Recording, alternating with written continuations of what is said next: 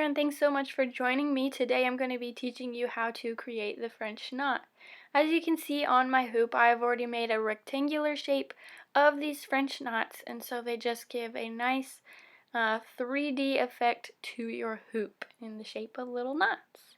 So let's go ahead and get started so you can learn how to make your own. To begin this, you're going to come up from the back of the hoop, wherever it is you want to create the French knot. You're going to come back through the hoop and pull your needle and thread all the way through. Next, you're going to want to grab on with your left hand to a bit of the thread just to kind of hold it in place. So here I've grabbed on, then I'm going to take my right hand with my needle and I'm going to wrap around that thread. So I'm going to wrap once and wrap twice. Then I'm going to put my finger on top to hold that in place. Pull with my left fingers just to tighten it a bit onto the needle. And then with the needle I'm going to go right next to where I came up. Pull a little bit more on your left hand to make the knot go to where the fabric is, kind of push it down there. And then push with your needle and pull all the way through. You'll want to hold on to the thread with your left hand until it's close to the fabric. So I'll go ahead and show you that again a little bit slower to help you see specifically what's going on. So come up and pull your thread all the way through. Then you're going to grab on with your left fingers to hold the strand in place. And with your right hand, you are going to wrap around to create the knot. So we're going to wrap once, put your finger on to hold it, wrap twice, put your finger back on to hold it.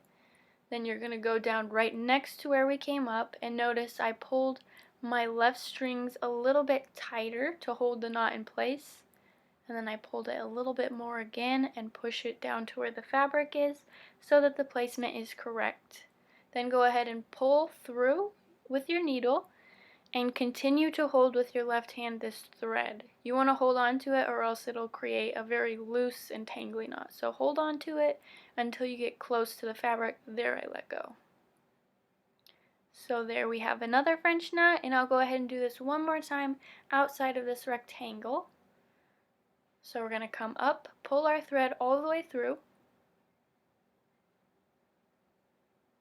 You're going to hold on to that thread with your left hand. We're going to wrap once, wrap twice, hold on to that thread with your finger.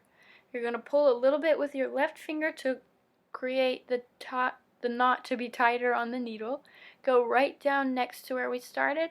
Pull with your left fingers to tighten the knot and push it to the fabric. Then push your needle all the way through, pull it, and hold on to that thread with your left fingers until it is close. So I'm holding, holding, holding. Then I let go and continue to pull and it will tighten. So this is the French knot. It is a little bit tricky to learn at first, but once you get it, you'll be able to do it mindlessly. So if you're still confused, go ahead and rewatch that, and of course, happy stitching!